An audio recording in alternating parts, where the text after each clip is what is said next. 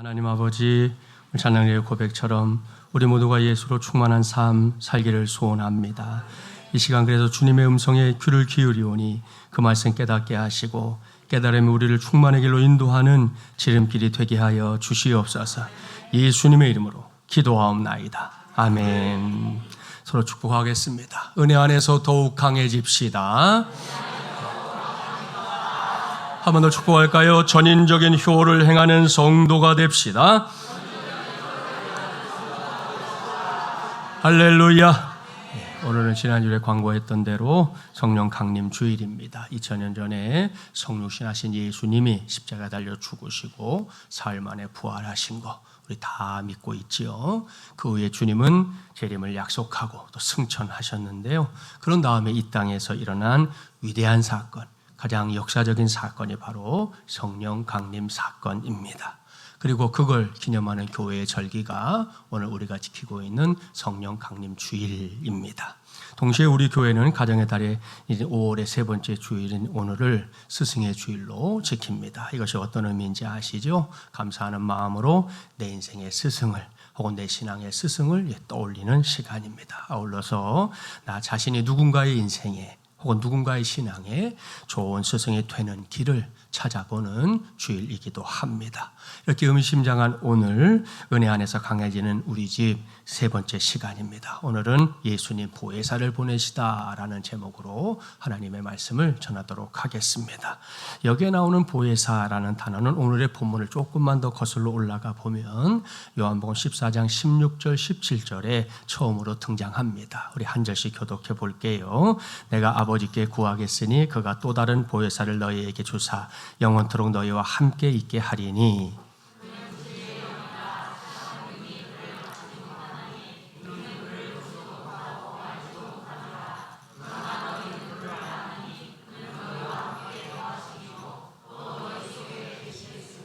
아멘. 할렐루야. 사랑하는 마주물예랑 가족 여러분, 여기에 등장하는 보혜사, 아는 성도도 있고 미처 알지 못하는 성도도 있을 수 있는데요.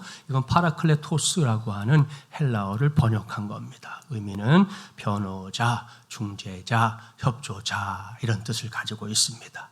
직접적인 의미를 생각해 본다면 이제 보호하고 지켜주는 것을 가리키고요. 우리 시대의 용어로 이걸 정의한다고 하면 성령 하나님에게 붙여주는 또 하나의 별명이기도 합니다. 오늘은 예수님이 이 말씀을 하신 시점이 중요합니다. 이 말씀은 예수님이 십자가에 달려 죽기 직전에 제자들에게 하신 말씀입니다. 따라서 이 말씀은 장차 세상을 떠나실 예수님이 그 이후의 대안을 말씀해 주신 건데요. 한번 생각해 봅시다. 지금까지 예수님 한 분만 바라보며 살아온 제자들이죠. 그들은 자신들의 인생 전부를 예수님에게 걸었다 그래도 과언이 아닙니다. 그런데 예수님은 이제 얼마 지나지 않아 부득불 그들의 곁을 떠날 예정입니다. 물론 제자들은 여전히 주님의 생각을 헤아리지 못하고 있었어요. 그들은 곧 예루살렘 성에 입성하실 예수님 때문에 마음이 두근두근 거리고 있었을 뿐입니다. 그러나 예수님은 달랐습니다. 예수님은 자신이 떠난 뒤에 생길 빈 자리까지 염려하고 있었습니다. 조금 전에 봉독했던 말씀이 바로 그 증거인데요. 예수님은 자신의 빈자리를 대신할, 그것도 위대한 능력으로 대신할 성령 하나님을 보혜사로 진리의 영으로 소개하고 있습니다. 그리고 오늘 우리에게 주신 말씀이 바로 그 보혜사 성령 하나님에 관한 말씀인데요. 이 말씀을 자세히 들여다보십시오. 주님이 보혜사 성령님을 이 세상에 보내시는 이유가 아주 확실하게 기록되어 있습니다. 이제부터 그 이유를 하나씩 찾아보려고 합니다. 그걸 우리 각자의 삶에 허락하신 말씀으로 받는 것 물론이고요. 이미 누군가의 스승이 된 성도들이나 앞으로 스승이 될 성도들 모두가 보혜사 성령님의 은혜로 충만해지는 시간 꼭 되기를 주님의 이름으로 축복합니다. 예수님의 보혜사인 성령님을 우리에게 보내시는 첫 번째 이유, 세상 속에서 하나님의 말씀이 더욱 왕성하게 역사하게 하기 위해서입니다. 오늘 본문 25절, 26절 한 절씩 교독해 볼게요. 내가 아직 너희와 함께 있어서 이 말을 너희에게 하였거니와.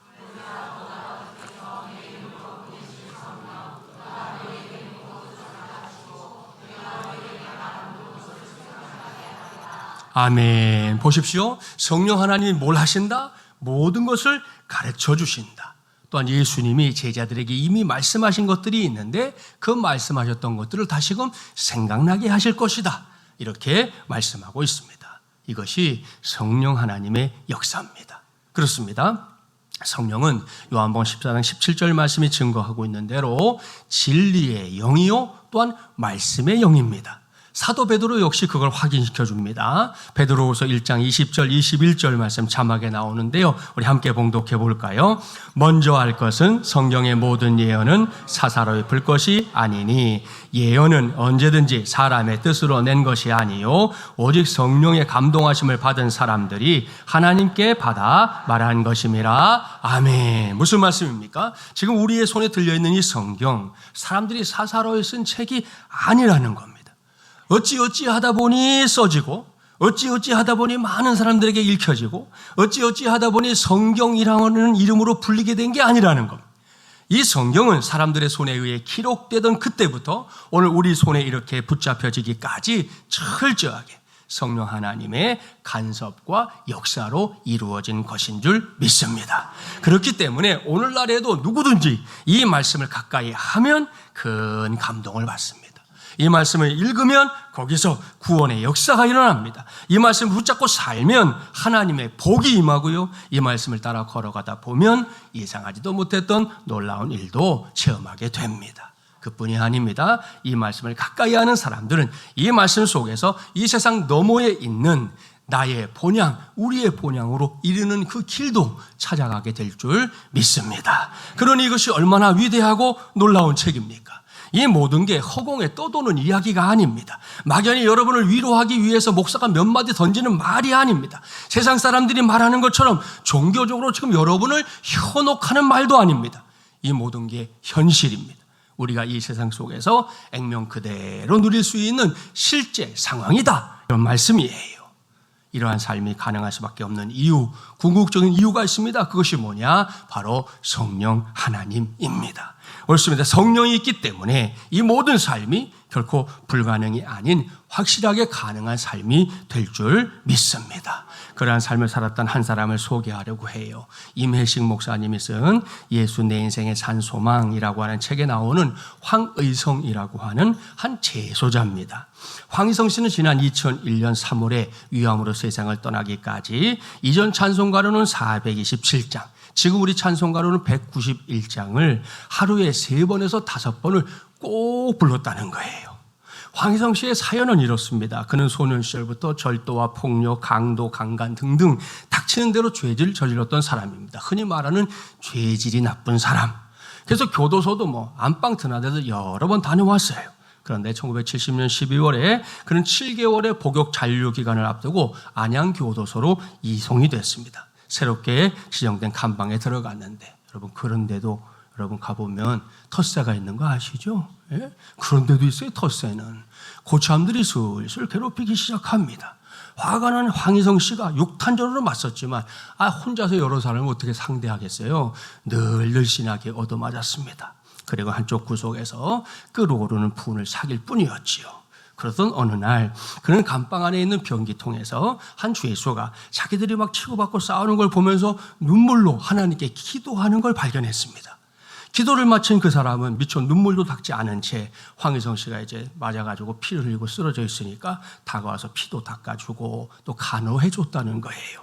그때 황희성 씨의 가슴이 마치 불덩이가 날아와서 불을 붙이는 것처럼 너무 뜨거워졌다는 겁니다. 성령 하나님이 역사하신 건데요. 당시에 황희성 씨는 그게 뭔지도 몰랐어요. 시간이 흐른 뒤에야 그것이 성령님의 임재였구나 깨닫게 됐다는 거예요. 아무튼 그때부터 황희성 씨는 그 착실한 신자 죄수와 친하게 지내다가 결국 예수님을 나의 구세주로 영접했습니다. 그런 다음에 제일 먼저 한 일이 뭐냐? 성경을 읽는 것이었는데요. 그는 성경을 읽으면서 더욱 뜨거운 성령의 은혜를 체험하게 됐습니다. 이렇게 황희성 씨가 변화되는 모습을 본 교도소 측에서도 무려 3개월이나 앞당겨서 출소시켜 주었습니다. 그 이후에 그는 날마다 이 찬송을 불렀다는 거예요.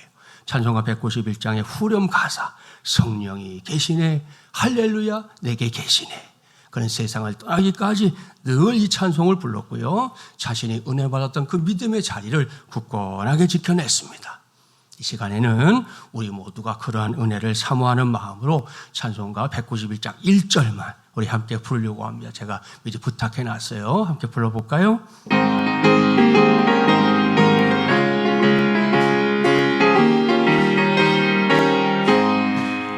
내가 매일 기쁘게 술래길 행함은 주의 팔이 나를 안보함이요 내가 주의 큰 복을 받는 참된 비결을 주의 영이 함께함이라 성령이 계시네 할렐루야 함께하시네 좁은 길을 걸으며 밤낮 기뻐하는 것 주의 영이 함께하 성령이 계시네 성령이 계시네 할렐루야 내게 계시네 좁은 길을 걸으며 밤낮 기뻐하는 것 주의 영이 함께함이라 아멘 할렐루야 이분이 마지막엔 아직 개사까지 한 거예요. 성령이 함께 하시는데 내게 계시다 이렇게 개사까지 했습니다. 여러분 이것이 바로 보혜사 성령 하나님의 역사입니다. 오늘 이후에는 저와 여러분이 이러한 성령 역사를 힘입어 살게 되기를 간절히 바랍니다. 꼭 기억하십시오. 성령은 말씀의 영입니다. 하나님의 말씀을 가까이 하고 그 말씀을 읽고 그 말씀을 붙잡고 그 말씀을 지키며 살고자 하는 사람들 가운데서 늘 왕성하게 역사하시는 하나님이시다는 말씀입니다. 저와 여러분 물론이고 온 세상이 이걸 알 수 있도록 예수님이 세상에 보혜사를 보내주신 거예요. 이를 명심하고 말씀의 영인 보혜사 성령과 함께 늘 동행하기를 힘쓰는 우리 모두가 되기를 주님의 이름으로 축복합니다. 예수님이 보혜사 성령을 보내신 두 번째 이유 우리 모두에게 평안을 선물로 주기 위해서입니다. 본문 27절 함께 봉독해 볼까요? 평안을 너희에게 끼치노니 곧 나의 평안을 너희에게 주노라. 내가 너희에게 주는 것은 세상이 주는 것과 같이 아니하니라. 너희는 마음에 근심하지도 말고 두려워하지도 말라. 아멘. 이 말씀 많은 그리스도인들이 좋아하기도 하고 외우기도 하는 말씀 가운데 하나인데요. 여기서 말씀하는 평안이 편안과는 다른 것이라는 거 아시죠? 편안은 쉽고 편리한 상태를 의미합니다. 그리고 이건 요즘 우리가 사는 세상이 막 쉼없이 추구하고 있는 중요한 가치이기도 합니다. 최근에 이러한 가치를 막 온몸으로 표현하고 있는 대상이 등장했습니다. 그건 자동차입니다. 자율주행이라는 단어 많이 들어봤죠? 예. 운전자가 손을 대지 않아도 자동차가 달린다는 거예요. 그러니까 내가 면허가 없어도 이제 차를 타고 다닐 수 있는 그런 시대가 열리고 있다는 거죠. 그러다가 위험한 상황이 되면 또 자동차가 지가 알아서 제동도 딱 걸어줍니다. 놀라운 일이죠. 예전에 영화에나 나오던 것들이 이제는 현실이 되고 있는 건데요. 게다가 이게 또 남의 나라 이야기도 아닙니다.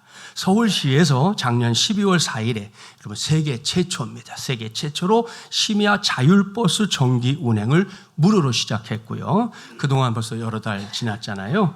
시범 운영이 안정적으로 이루어져서 돌아오는 7월부터는 유료화한다 그러니까 얼른 공짜 타세요. 지금만 공짜야. 7월 되면 돈 내고 타야 되는데 하여튼 밤에 이 차를 타면 운전자가 없는데도 버스가 막 가는 걸 여러분이 경험하게 될 겁니다.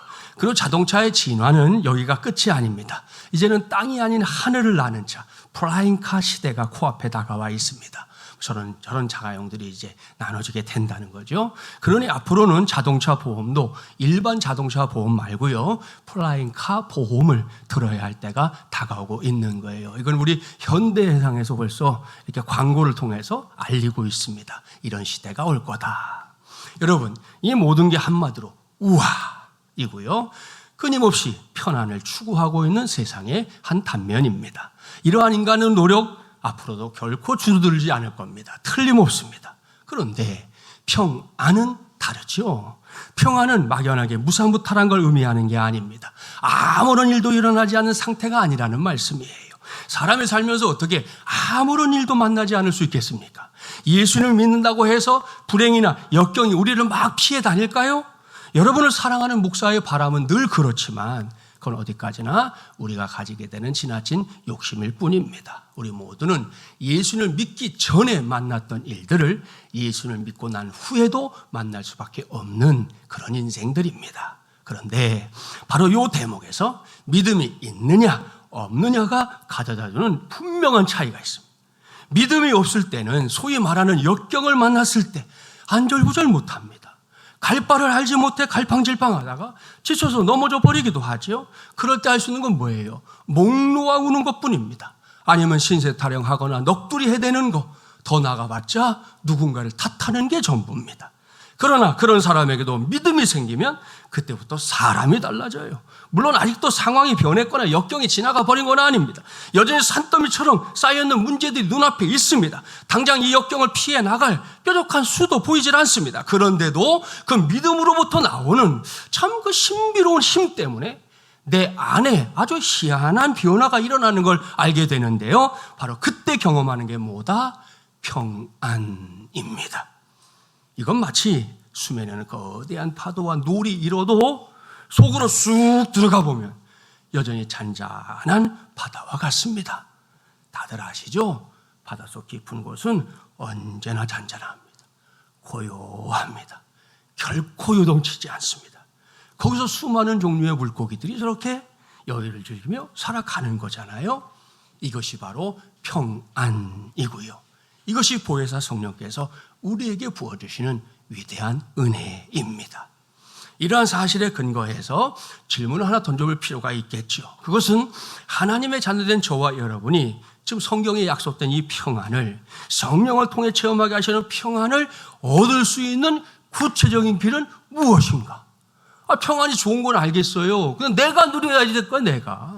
다른 사람이 누리는 거 보는 것도 은혜가 될 수는 있지만 정작 내가 누리지 않으면 소용이 없잖아요. 그러니 내가 이 길을 구체적으로 갈 수 있는 방법이 뭐냐? 도대체 어디에 그 길이 있냐? 하는 질문 필요하다는 거예요. 이 질문에 대해 여러 가지로 답할 수 있는데요. 그 중에 으뜸은 다른 게 아니라 여러분, 기도입니다. 자, 이게 도대체 무슨 뜻인지 설명할 테니까 잘 들어주세요. 이야기된 불행은 불행이 아니다. 그러므로 행복이 설 자리가 생긴다. 자, 이 말을 잘 기억하셔야 돼요.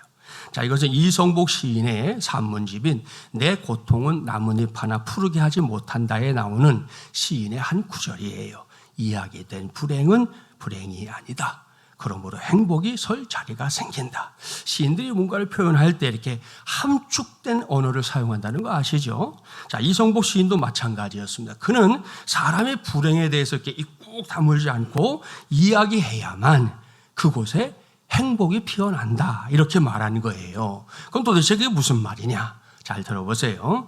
누구든지 혼자 불행을 짊어지기보다 누군가에게, 그게 뭐 가족일 수도 있고 친구일 수도 있고 또 다른 누군가일 수도 있잖아요. 자, 누군가에게 고통을 털어놓으면서 내가 겪고 있는 그 불행과 거리를 둘 때, 그러니까 딱 붙어 있지 말고 거리를 둘 때, 그렇게 삶의 공백을 만들 때 그곳에 비로소 행복이 설 자리가 생긴다. 이런 말입니다. 정말 시인다운 표현이에요. 생각해 봅시다. 저나 여러분이 예쁜 꽃을 그리려고 하면 어떻게 해야 할까요? 여러분, 꽃하고 이렇게 붙어 있으면 이게 제대로 그릴 수 있겠어요? 그릴 수 없어요. 제일 먼저 꽃으로부터 적당한 거리에 이렇게 떨어져서 거리를 두고 살펴야죠. 어떻게 생겼나? 어디에 꽃술이 붙었나? 뭐 기타 등등 잘 살피고 그러고 나서 그려야 제대로 된 그림을 그릴 수 있지 않겠습니까? 마찬가지로 사람은 자신의 불행에 대해서 토로할 때, 어딘가에 가서 이것을 내어놓았을 때 잠시나마 속이 시원해지고요. 또 지금까지 느꼈던 고통을 너무 주관적으로 안고 있었는데 객관화시킬 수 있는 그런 상황에 놓이게 되는 겁니다. 따라서 내 속에 숨어 있지 않고 밖으로 이야기된 아픔은 그 자체로 이미 거리 두기가 이루어진 것이고요. 거리 두기에 바로 거기에 작게나마 행복이 설 자리가 생긴다. 이렇게 말하는 거예요. 그러니까 참 의미가 있는 이야기 아닙니까? 그런데 여러분, 이것이 완벽한 혹은 확실한 해결책은 아닙니다. 여기에도 한계가 있기 때문이에요.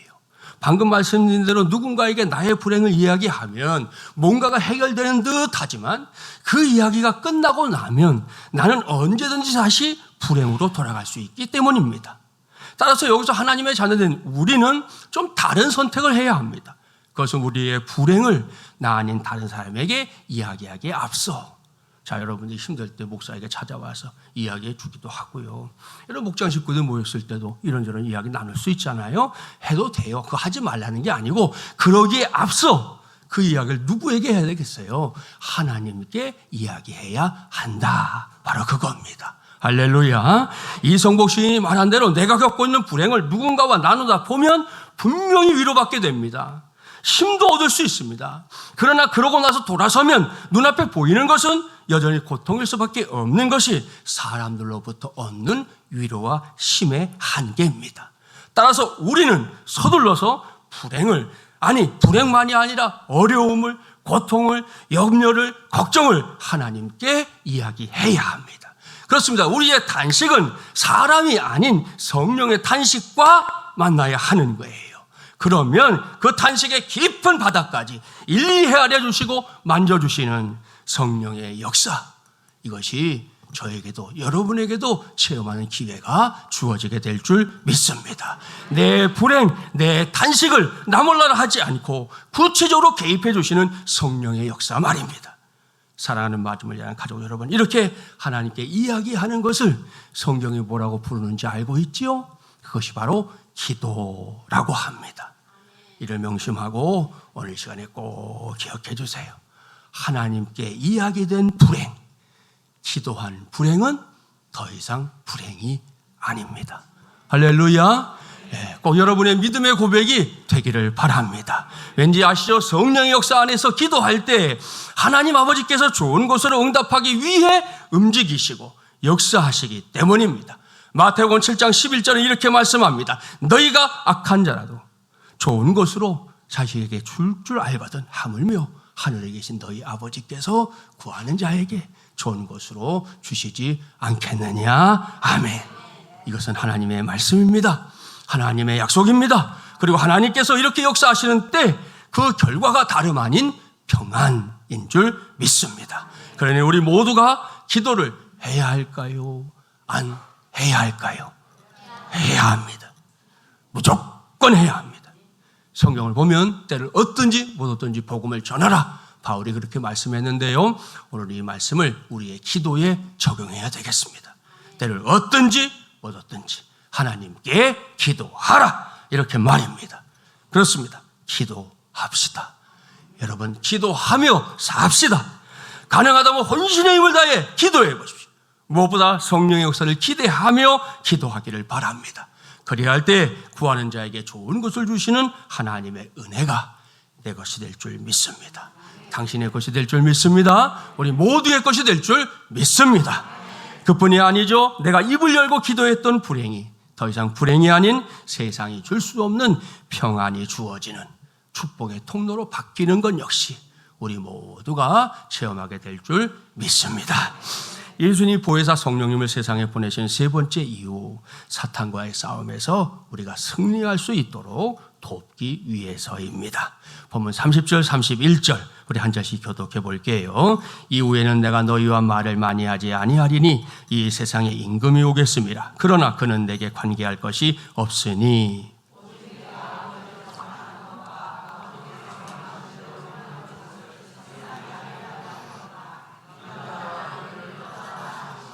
아멘. 하나님 말씀의 성경에서 사탄을 묘사하는 표현들이 여러 가지로 나오는데요.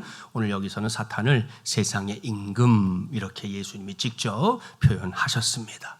풀어서 설명하면 세상을 한 손아귀에 쥐고 있는 존재 이렇게 말할 수 있겠죠. 이것이 오늘 예수님이 이 말씀 안에서 가리키는 사탄입니다.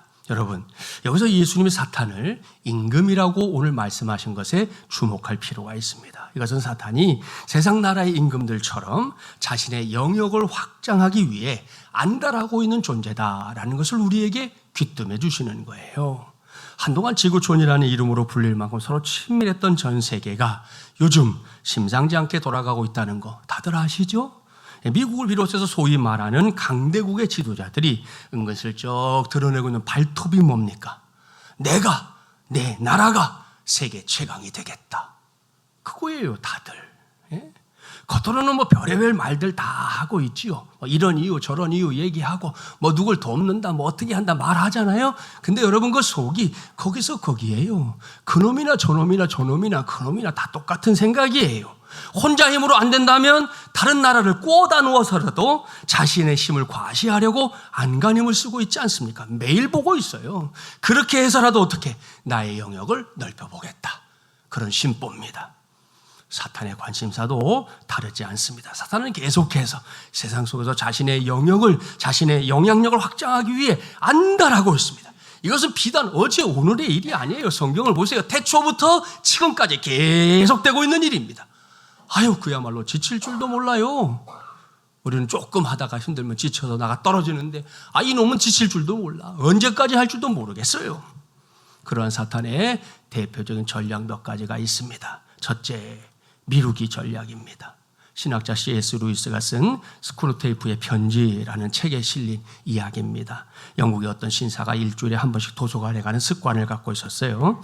하루는 그 습관에 따라 도서관에 가서 책을 고르는데 마침 종교 서적이 눈에 쑥 들어왔어요. 신사의 마음속에 갑자기 하나님에 대한 호기심이 생겼대요. 하나님은 어떤 분일까? 그분은 나와 무슨 관계가 있을까? 그가 이런 생각을 할 때 그의 마음속에 사탄이 찾아와서 속삭입니다. 그런 골치 아픈 생각은 뭐 때문에 하니? 곧 점심시간인데 쓸데없는 생각하지 말고 밥이나 먹어. 밥. 신사는 하나님에 대한 생각을 억제하고 식당으로 갔습니다.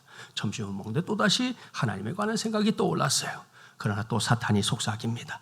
밥 먹는데 소화 안 되게 뭘 그렇게 골똘히 생각해? 우선 밥이나 먹고 생각하렴. 식사를 끝내고 하나님에 관한 생각에 깊이 잠기려고 하는데 사탄이 또 방해합니다. 그런 생각은 한가할 때나 하는 거잖아. 오늘 집에 가서 너 할 일 많다며. 다른 날 생각해, 다른 날. 결국 신사는 하나님에 대해 아무 지식도 얻지 못한 채 도서관을 빠져나왔습니다. 그리고 사탄은 집으로 돌아가고 있는 신사의 뒷모습을 보면서 미소를 지었다는 거예요. 이것이 사탄의 전략입니다. 사탄은 하나님에 대한 일들을 자꾸 미루게 합니다. 사탄의 지연 전술이 생각보다 대단합니다.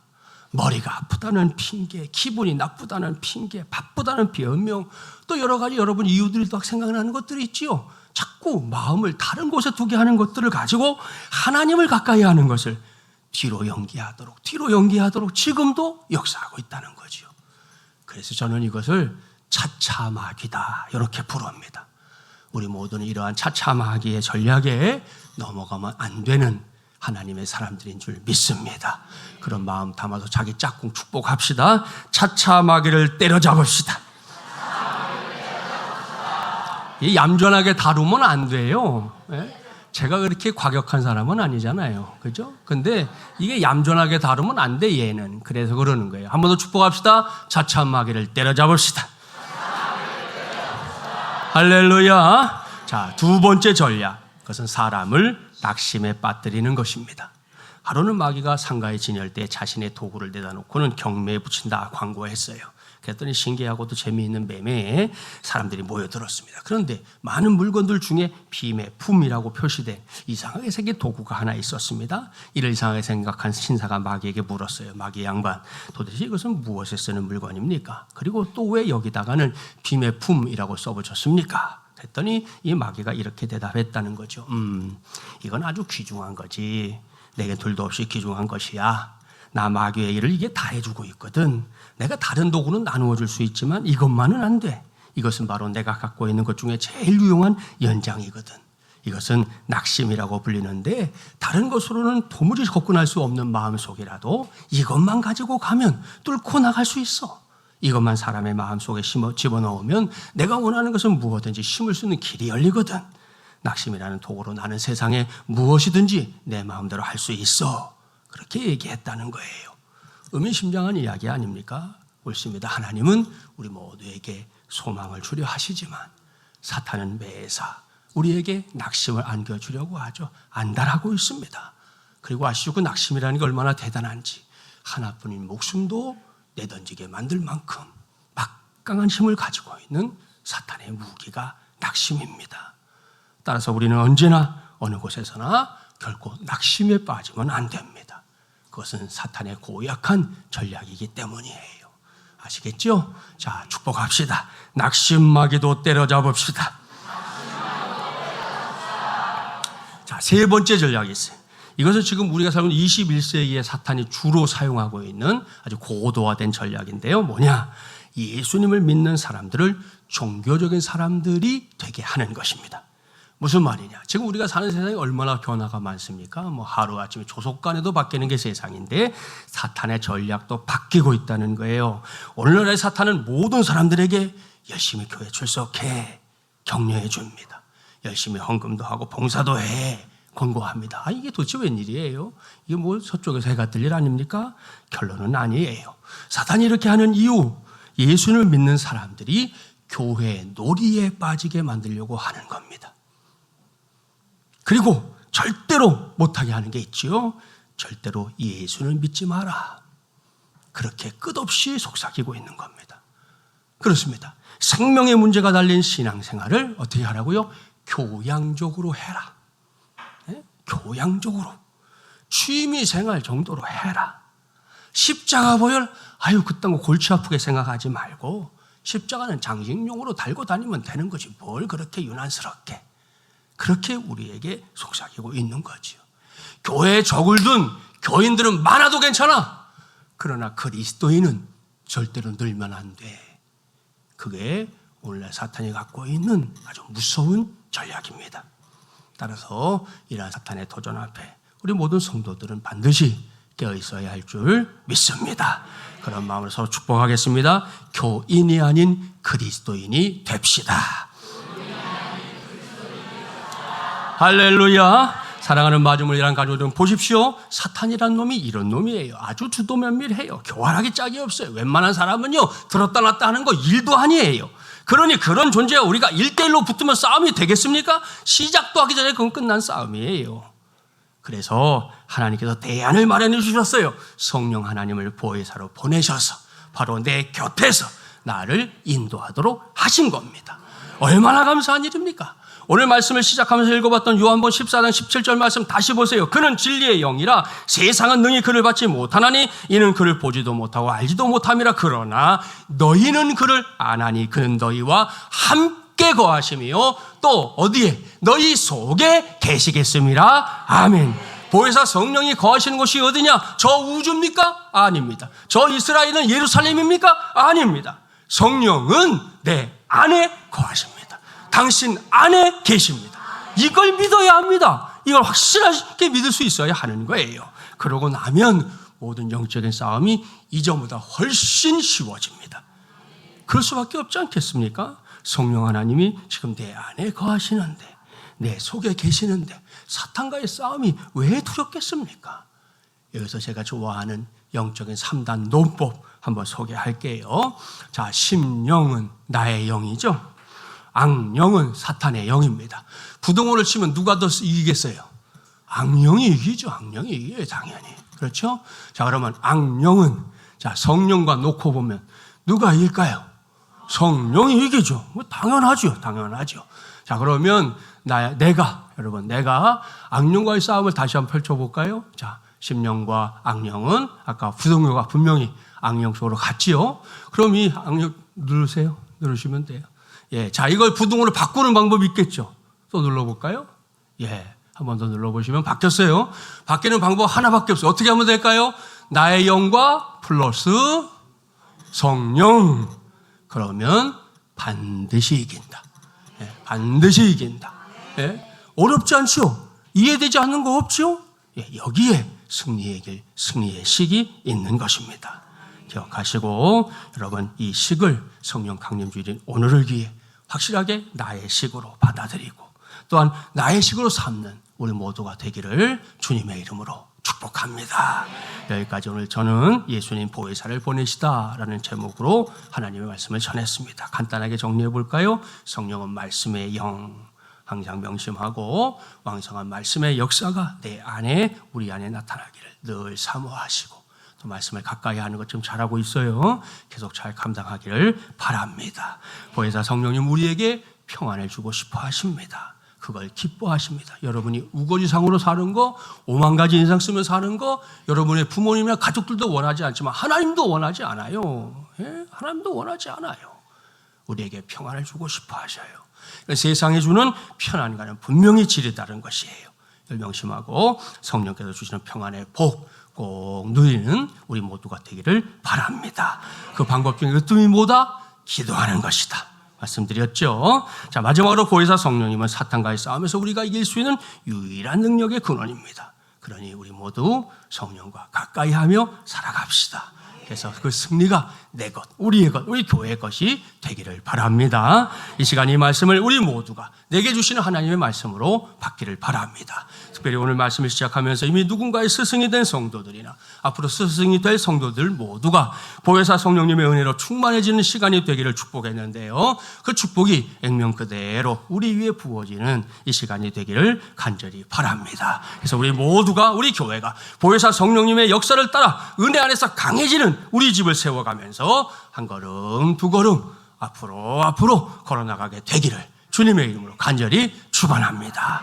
오늘 시간에 지난 말씀드린 대로 야곱의 축복 한 번 더 부르면서요, 오늘 우리 스승된 분들, 스승의 역할 한 분들 좀 앞으로 모시겠습니다. 우리 교사는 물론이고 우리 목자로 섬기는 분들도 있죠. 또 우리 지휘자님도 계시고 우리 협력 권사님들, 또 우리 그런 분들 모두가 다 앞으로 나오겠습니다. 함께 찬양할까요?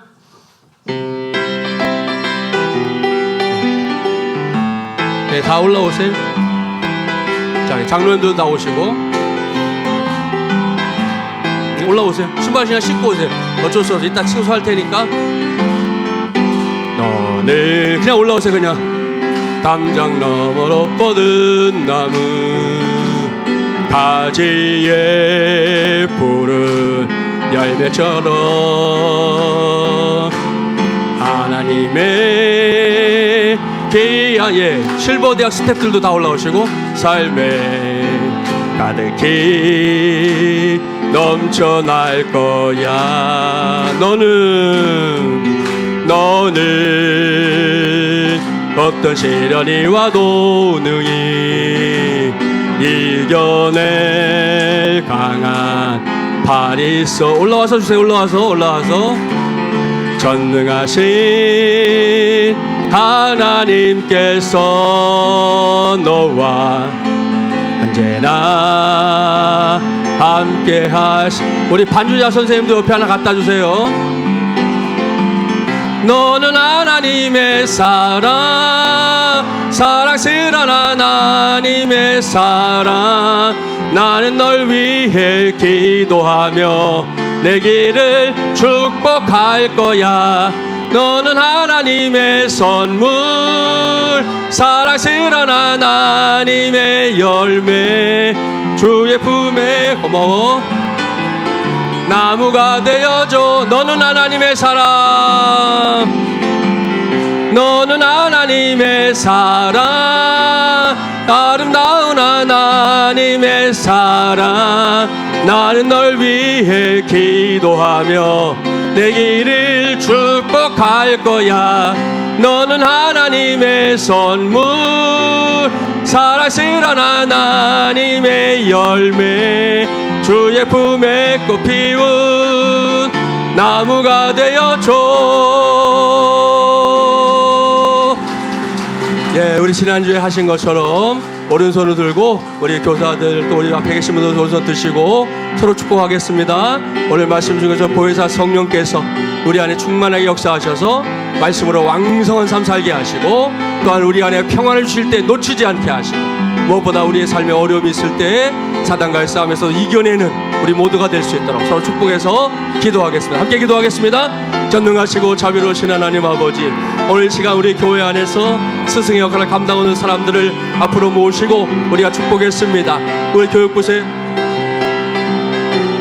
교사들을 비롯해서 우리 또한 우리 협력 권사님들, 또 목장교회 섬기는 목자들, 그리고 우리 스텔리버대학 섬기는 스태프들, 우리 장로님들, 또 우리 찬양대를 섬기고 계신 우리 잠지자 지휘자, 또 하나님 아버지 우리 모두를 이렇게 불러주시고 함께 주신 사명 따라서 함께 구할 수 있도록 은혜를 베풀어 주시길 감사합니다. 아버지, 우리 교회에 속해 있는 모든 분들이 정말 주님의 은혜 안에서 귀한 사명을 감당하고자 주신 말씀 붙잡고 쓰임받는 자리에 서게 되기를 원합니다. 우리의 스승된 이들, 또 우리의 스승이 될 사람들 모두가 오늘 주신 말씀처럼 아버지 성령의 사로잡히는 믿음의 사람들 되기를 원합니다. 성령 강림 주일에 기도합니다. 말씀에 열어 충만할 수 있도록 우리 모든 이들에게 역사하여 주시옵소서. 말씀은 살았고 운동력 있는 말씀입니다. 그 말씀의 능력이 우리의 삶을 새롭게 하며 주님의 거룩한 뜻을 이루는 자리에 나갈 수 있도록 주님 역사하여 주시옵시고, 또 우리 하나님께서 우리의 평안을 주기를 원하실 때 하나님 그 평안에 뭘 누리기 부족함이 없는 우리 모두가 될 수 있도록 이 시간도 역사해 주시기를 간절히 소원하고 기도합니다. 평안은 평안과 분명히 다른 것입니다. 하나님이 주시는 것입니다. 아버지, 세상에 무너면 놀이일지라도 파도가 칠지라도 우리의 심령 깊숙한 주신 이 평안이 우리를 흔들리지 않게 도와주시고, 특별히 아버지 기도를 통해서 이와 같은 일을 해낼 수 있는 우리 모두가 될 수 있도록 성령이 역사하여 주시옵시고, 깨어 기도한 종들 되기 원합니다. 쓰임받게 하시고 이가 사명을 감당해 부족함이 없는 우리 모두가 될 수 있도록 주여 인도하시고 역사하여 주시옵소서. 또한 구합니다. 아버지 하나님, 이 땅에서 우리의 삶을 살다가 사탄과의 싸움이 휘말렸을 때에 우리의 힘으로 결코 이길 수 없습니다. 성령과 동행하는 삶을 통해서, 성령과 동역하는 삶을 통해서 이겨낼 수 있도록 도와주시고, 우리의 모든 삶의 인저 승리자가 되시는 주님의 뜻이 이루어지기 부족함이 없도록 주의 성령이 함께 하시고 역사하여 주시옵소서. 이가 서로 축복하오니 우리 축복의 간구를 응답해 주시고 주님의 기한 뜻을 이루기 부족함이 없도록 주의 성령이 함께 하시고 친히 역사하여 주시옵소서. 감사합니다. 주님, 응답하여 주시옵소서. 전능하시고 자비로우신 하나님 아버지, 성령 강림 주일이자 스승의 주일인 오늘 하나님 말씀 우리 모두가 귀를 기울이게 하시니 감사합니다. 특별히 이 시간 우리가 스승된 이들 함께 앞에 초청해서 축복하고 우리 모두가 같은 마음으로 기도했습니다. 2000년 전 십자가에 달려 죽으셨다가 부활 승천하신 예수님이 우리에게 보낼 것을 약속하신 성령 하나님을 기억하며 우리가 믿음의 삶을 살아낼 수 있도록 도와주시옵소서.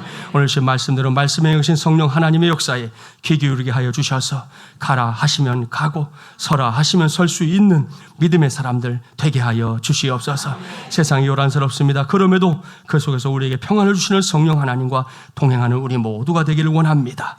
이를 위해 다른 그 무엇보다 깨어서 기도할 수 있는 믿음을 이 자리에 있는 우리 모두에게 허락하여 주시옵소서. 태초부터 사탄은 하나님과 우리 사이를 떼어놓지 못해 안다라는 존재입니다. 그 속임수에 넘어가지 않게 하시고 성령 하나님의 능력을 힘입어 승리의 식을 따라갈 수 있는 우리 모두가 되게 하여 주시옵소서. 아울러 이 시간 우리 인생의 스승, 신앙의 스승도 떠올립니다. 우리 중에 이미 누군가의 스승이 된 성도들도 있고요, 앞으로 누군가의 스승이 될 성도들도 있습니다. 그들 모두에게 성령 충만으로 역사하여 주시옵소서. 그래서 주님의 뜻을 전하고 나누고 섬기는 귀한 삶을 살아낼 수 있도록 역사하여 주시옵소서. 이 모든 말씀 우리에게 보혜사 성령님을 보내주신 주 예수 그리스도의 이름으로 간절히 기도하옵나이다. 아멘.